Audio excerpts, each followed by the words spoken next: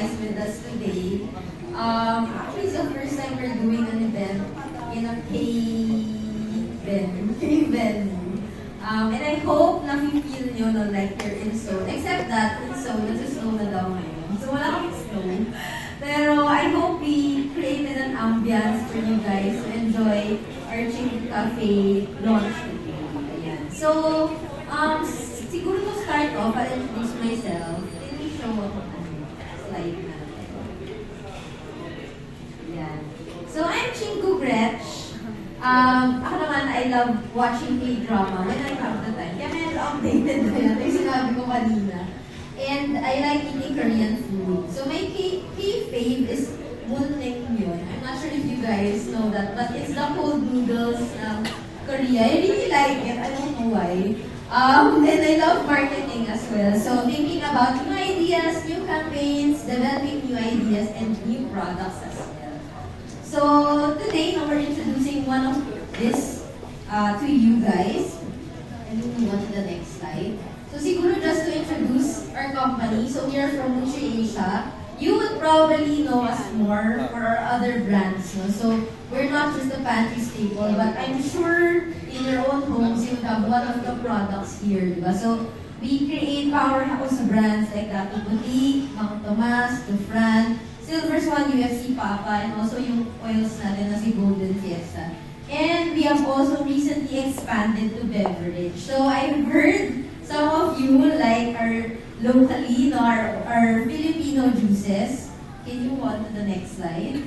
Ayan. So, yung isa lang yan. We've also created new innovation. So, we're also the people behind creating yung Fun Chow. So, this is also inspired by the Korean flavors ng rice.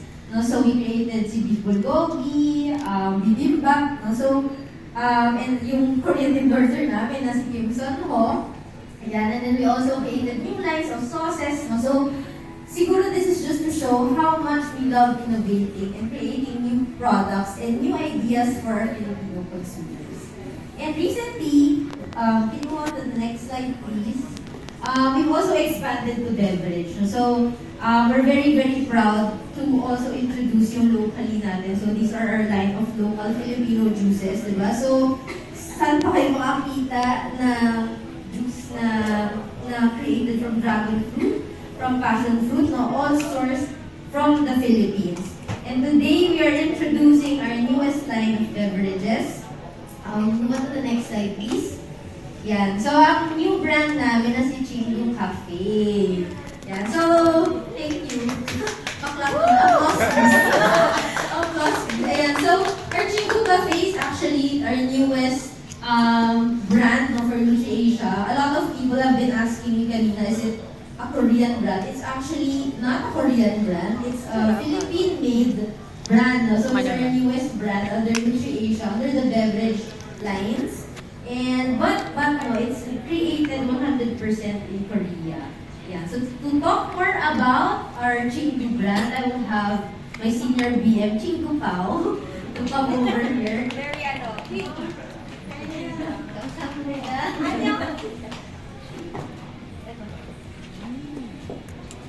안녕하세요. Can you get that? 안녕하세요. 안녕하세요.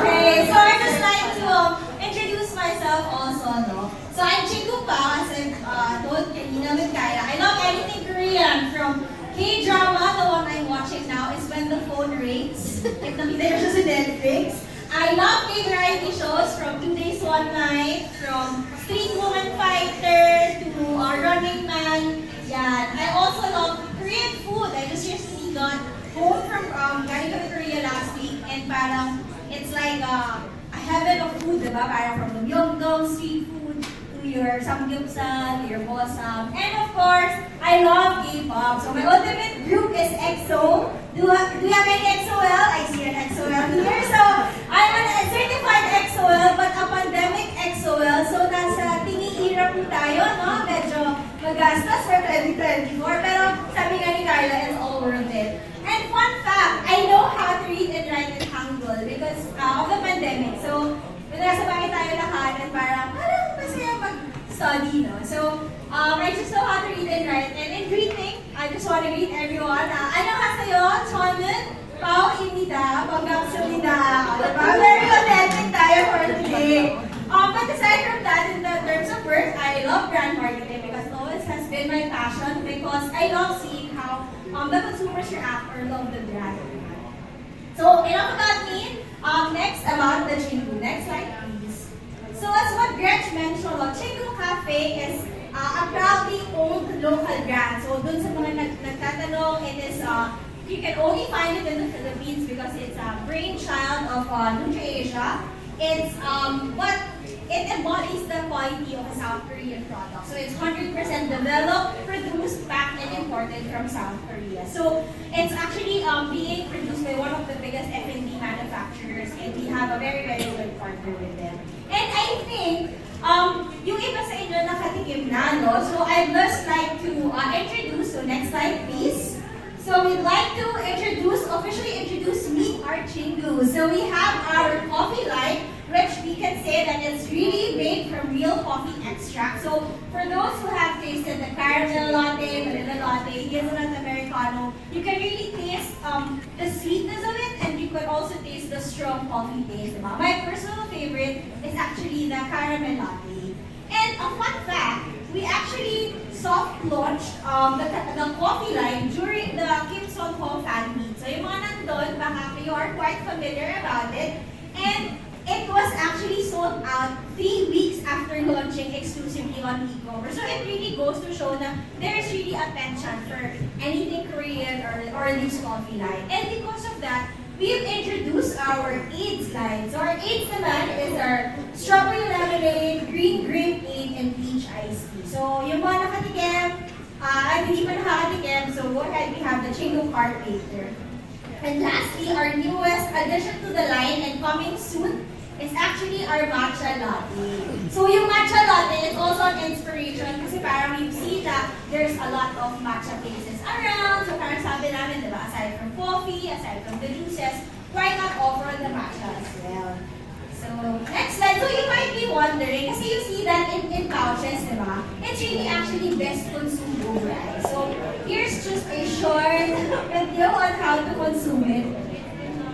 But if you really see those TikTok videos, diba, it's really like you go into a convenience store, get your cup of ice, and then get your Chingu Cafe, pouring it so you can have a mix of your own, or just have the Chingu Cafe as it is, because that's the habit that you want to do. So, important actually for Chingu is really more of the experience na parang feeling mo, diba? You really are in South Korea with picking up the ice cup, the Chingu Cafe, and actually, it's available in leading convenience stores. And the convenience stores, meron na silang ready ice cups naman. So, they also sell that as well. So, very, very convenient for us. So, to show you how it is best consumed with friends, I'd like to introduce our US campaign commercial. So, next slide. Ma'am, dito na po tayo.